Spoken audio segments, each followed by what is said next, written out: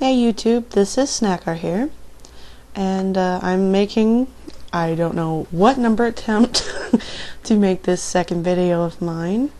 I've had various little problems along the way. I've had my cell phone go off, camera go blurry for no apparent reason, and or my dog go berserk in the background barking at nothing and couldn't really do anything. Oh, it must be a sign. I shouldn't do the video. Oh well, I'm doing it anyway. So here we go.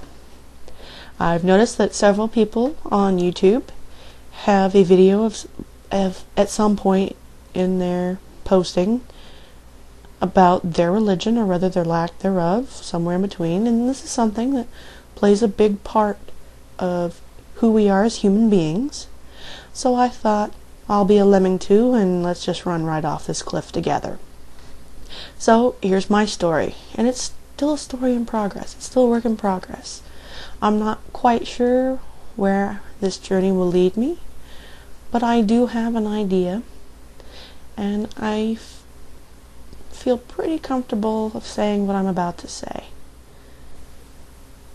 I believe actually that I fit somewhere in the atheist camp. Maybe Atheist 101, beginning atheism, noob, whatever. Somewhere in there.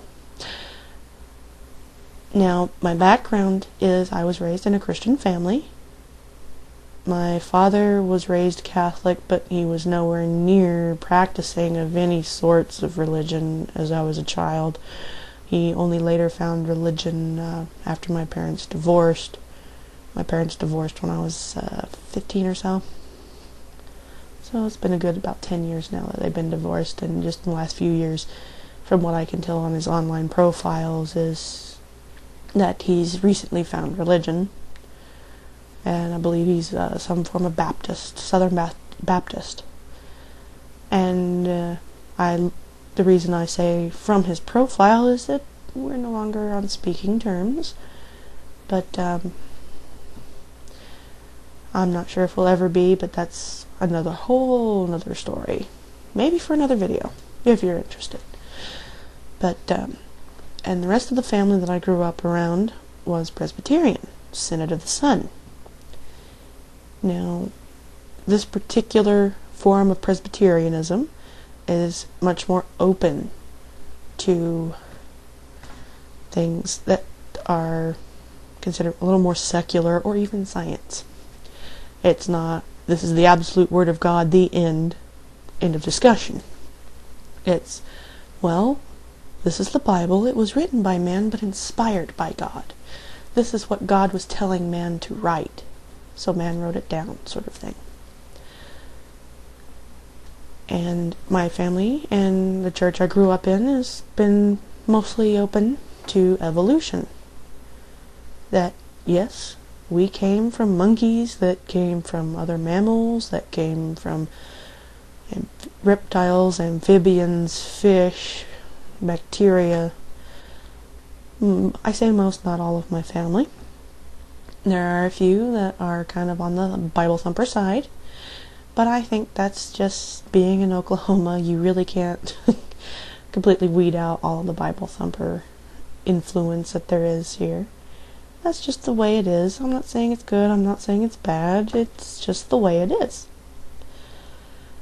But at age 8, the church I grew up in presented me with a Bible, and that's the custom. Is there's certain points in your life where they issue you a Bible.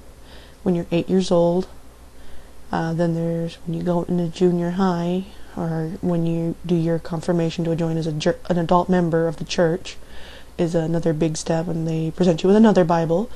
And when you graduate high school, they present you with another Bible to lead you on to your spiritual calling later on, be that go straight onto the workforce, preach for God, go to college, learn to be a minister, whatever. And then they'll present you with another when you graduate then, and they give you a lot of Bibles, a whole big stack of books. But I started reading this Bible from when I was 8, and I still have that one. But with the many moves I made as a child, I not quite sure where I've placed it, so the Bible I have handy is actually the one that was presented to me when I graduated high school.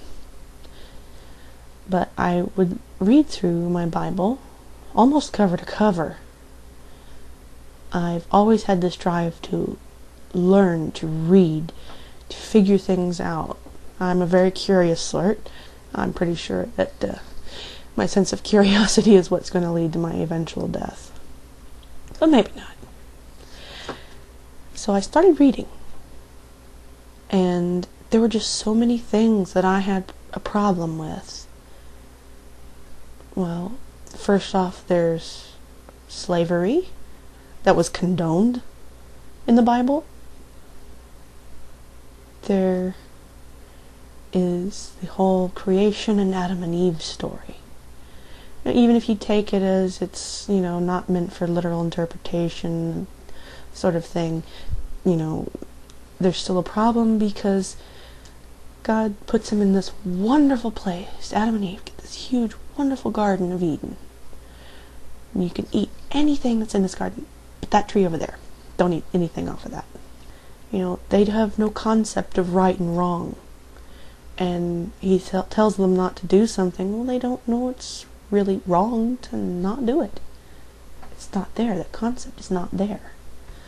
So they eat from it, and he punishes them quite severely. If you think about it, and, if this is supposed to be paradise and utopia, that's really severe punishment. But, there's several versions of, well, hey, human beings were going to have to do that anyway. They don't even know what death is. Nothing's died. King Heathen has a great video on that. And humans, it's like God set us up to fail. And Qualia Soup, I believe is how it's said. I'm not sure, and I'm sorry if I've messed that up. Has another wonderful video on that, and I'll post those up. But then there was God's creations, wonderful creations of God. But there's some that are less worthy. Usually women in the Bible. Infanticide?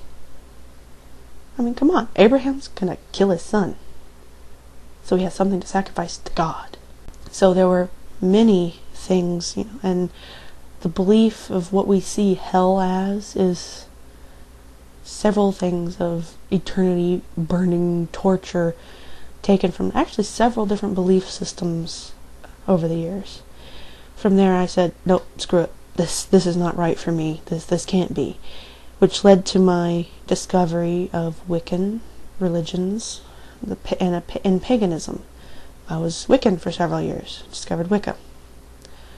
And this was fine for me for almost 10 years. But never totally comfortable with myself. Never totally comfortable with what I was believing. And the basic tenet is, so long as you don't cause harm to anyone, then let it be. That's fine. And I've always had a love of science, in particular the brain. What the brain does, how it works, ever since childhood. I've always been kind of nerdy, geeky. I'm a nerd and I love it and I'm proud of it. In my science explorations, I found less and less and less evidence that there was a maker of us, or of anything on this planet. There's just no evidence to show me that there might even be a God anymore. The boogeyman is gone. The boogeyman doesn't live under my bed anymore. He's not in my closet. He's gone. There's just so many thrilling things on this earth to learn, to experience. Even just the company of another human being. Just talking to another human being. It's wonderful. Leave the world in a better manner than when I was brought into it. Do what I can for my fellow man. Sounds fine by me. The clouds have been lifted. As I said, there's less and less evidence that there's a God to me. No maker on this planet. And in fact, the only evidence of creation I see is that man created God.